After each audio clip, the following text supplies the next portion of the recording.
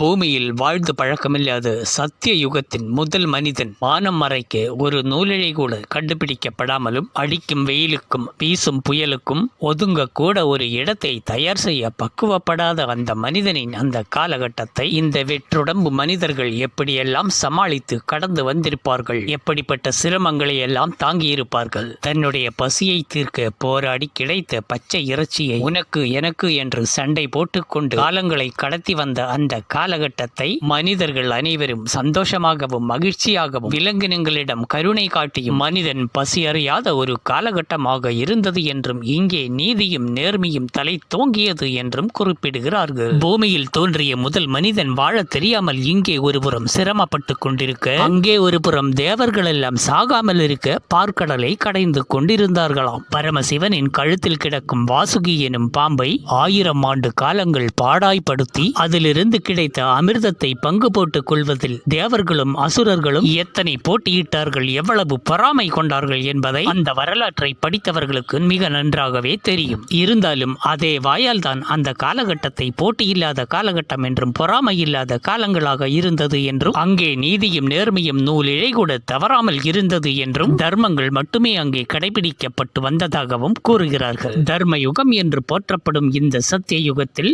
தேவர்களாகிய இவர்களே இவ்வளவு போட்டியுடனும் பொறாமையுடனும் வாழ்ந்து வந்திருக்கிறார்கள் என்றால் ஒரு சராசரி மனிதன் மட்டும் எப்படி அன்று சந்தோஷமாக வாழ்ந்திருக்க முடியும்? இந்த உலகத்தில் உயிரினம் என்ற ஒன்று எப்போது உருவானதோ பசி என்ற ஒன்று அது கூடவே ஒட்டி பிறந்திருக்கும்.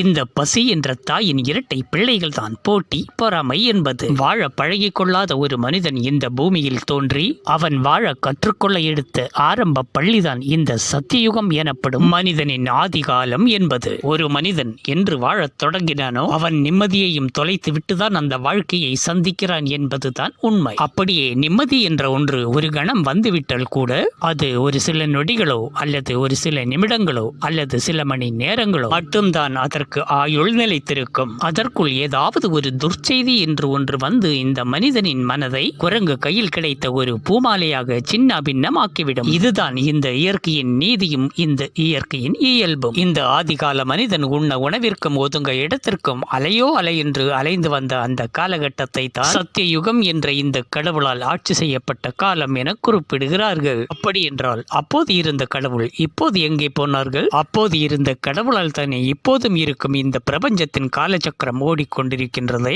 ஒரு வரலாற்று கதைக்கு 1000 வழிபாதைகள் அமைத்து ஒரு கதாபாத்திரத்துக்கு 1000 பெயர்களை போட்டு அதை படிக்கும் வாடிக்கையாளரின் மனதையும் மூளையையும் குழப்பி புத்தியை பேதலிக்க வைக்கும் நமது பெருமைக்குரிய ஒரு சில மாபெரும் கதை வித்துவான்களின் சாமர்த்தியத்தை பாராட்டாமல் இருக்க முடியாது. இந்த கலியுக மனிதன் கண்டுபிடிப்புகளில் மட்டுமா உச்சம் தொட்டான்? கதைகள் கட்டுவதிலும் உச்சம் தொட்டவர்கள் என்பது நம் மதிப்பிற்குரிய வரலாற்று வர்ணனையாளர்கள் எல்லாம் இதற்கு ஒரு சாட்சியாக இருக்கின்றதை.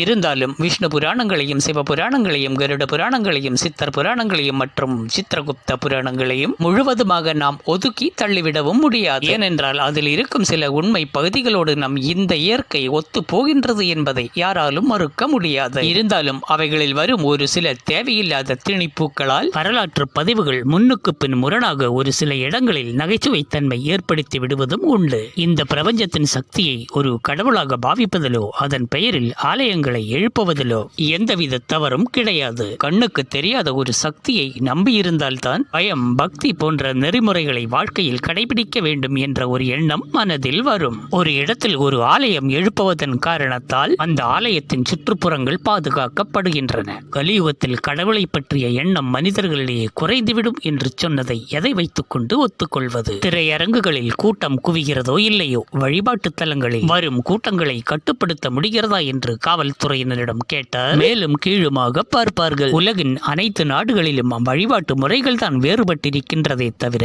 வழிபடும் முறைகள் என்பது இன்றளவும் குறைந்துவிடவில்லை என்பதுதான் உண்மை. மனிதனின் நாகரிகம் மாறலாம், ஆனால் கடவுள் நம்பிக்கை என்பது இந்த உலகம் அழியும் வரை நிலைத்துக் கொண்டுதான் இருக்கும். கலியுகத்தில் தர்மம் என்பது ஒற்றை காலில் தான் நிற்கும் என்று குறிப்பிட்டிருக்கிறார்கள். வரும் காலங்களை மனதில் வைத்துக் கொண்டு இப்படி கூறியிருக்கலாம். இருந்தாலும் இவர்கள் குறிப்பிடப்படும் இந்த கலியுகத்தின் இந்த காலகட்டத்தில் கடவுள் நம்பிக்கை இல்லாதவர்கள் என்று பார்த்தால் 1% குறைவாகத்தான் இருக்கிறார்கள். இந்த கணக்கீடின்படி இங்கே அதர்மம் என்பது அரை காலில் கூட நிற்கவில்லை என்பதுதான் உண்மை. தோற்றம் என்று ஒன்று இருந்தால் அதற்கு அழிவு என்று ஒன்றும் இருக்கும். இருக்கும். இது உயிர்களுக்கு மட்டுமல்ல, அண்ட ஆகாசங்களில் தெரியும் அனைத்து கிரகங்களுக்கும் இது பொருந்தும். அதை யுகங்களாக எடுத்துக்கொண்டாலும், இந்த பிரபஞ்சத்தின் ஒரு அங்கமான இந்த பூமியாக எடுத்துக்கொண்டாலும் கண்டிப்பாக முடிவு என்ற ஒன்றை சந்தித்தே ஆக வேண்டும். ஆனால் அது எப்படி நிகழும் என்பதுதான் அதிகாரப்பூர்வமாக யாராலும் அறிவித்துவிட முடியாது. வரலாற்று பதிவுகளில் கூறப்படும் சத்தியயுகம், திரேதாயுகம், துவாபர யுகம் போன்ற யுகங்களை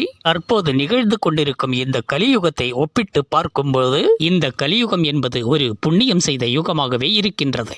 உணவுக்காக விவசாயத்தை கண்டுபிடித்தான், பயணத்துக்காக வாகனங்களை கண்டுபிடித்தான், நாட்டின் பாதுகாப்புக்காக அணு ஆயுதங்களை கண்டுபிடித்தான். இப்படி ஆடை, ஆபரணங்கள், அலங்கார பொருட்கள், பொழுதுபோக்கு கூடங்கள் என்று அண்டம் விட்டு அண்டம் பாயும் விண்கல ராக்கெட்டுகள் என்றும் மனிதனுக்கு தேவையான அனைத்தையும் கண்டுபிடித்துவிட்டு இன்று சுக சௌகரியங்களோடு தான் வாழ்ந்து கொண்டு வருகிறான். மனிதனுக்கு தேவையான அனைத்தையும் உருவாக்குவதற்கான மூலப்பொருட்கள் இந்த பூமியில் எல்லையில்லாமல் புதைந்து கிடந்தும் எந்த விதமான ஒரு கண்டுபிடிப்புகளும் கண்டுபிடிக்கப்படாத அந்த காலகட்டத்தை கையில் ஒரு வில்லையும் அம்பையும் மட்டுமே வைத்துக்கொண்டு போர்க்கள கதைகள் கூறும் அந்த வரலாற்று காலகட்டத்தை புண்ணிய காலகட்டங்கள் என்றும், பசியில்லாத காலகட்டங்கள் என்றும், மனிதர்கள் நிம்மதியாக வாழ்ந்திருந்த காலகட்டங்கள் என்றும் நம்புவதற்கு கொஞ்சம் கடினமாகத்தான் இருக்கின்றது. இப்படி மனிதன் வெறும் குறைபாடுகளோட வாழ்ந்த அந்த காலகட்டத்தில் குறையில்லாமல் வாழ்ந்தான் என்பதை கூறும் பொழுது அதில் எந்த அளவிற்கு உண்மை இருக்கும் என்பதை நாம் எண்ணி பார்க்க வேண்டும். வருங்கால ஒரு நிகழ்வுகளை பற்றி கிருஷ்ணர் அப்படி சொன்னார், அகத்தியர் இப்படி சொன்னார், வசிஷ்டர் கொஞ்சம் மாற்றி சொன்னார் என்பதை விட நம் மனம் என்ன சொல்கிறது என்பதுதான் முக்கியம். காலங்களின் வரலாறுகள் என்பது எப்பொழுதும் நமக்கு ஒரு பொக்கிஷம்தான். ஆனால் அதில் கற்பனை என்ற சொருகுகள் இடம்பெறும் பொழுது அதை நம்மை பல நேரங்களில் முட்டாளாக்கி விடுகின்றது. கடவுளை நேரில் பார்த்தவர்கள் என்று யாரும் இல்லை. இருந்தாலும் இந்த இயற்கைக்கு என்று ஒரு மிகப்பெரிய சக்தி இருக்கின்றது என்பது நம் வாழ்க்கை என்ற நெடுதூர பயணத்தில் நாம் அனுபவிக்கும் அனுபவங்கள் அது ஒரு மௌனமாக வந்து நமக்கு பாடம் புகட்டி அது உணர்த்திவிட்டு போகின்றது. இதன் மூலம் நமக்கு கடவுளும் உண்மைதான், காட்சிகளும் உண்மைதான் என்பது புரிகின்றது. ஆனால் அதை கதைகளாக மாற்றி எழுதிய பண்டைய கைதேர்ந்த புத்திசாலிகளின் கைவண்ணங்கள் என்பது நம்மை பல நேரம் யோசிக்க வைக்கின்றது.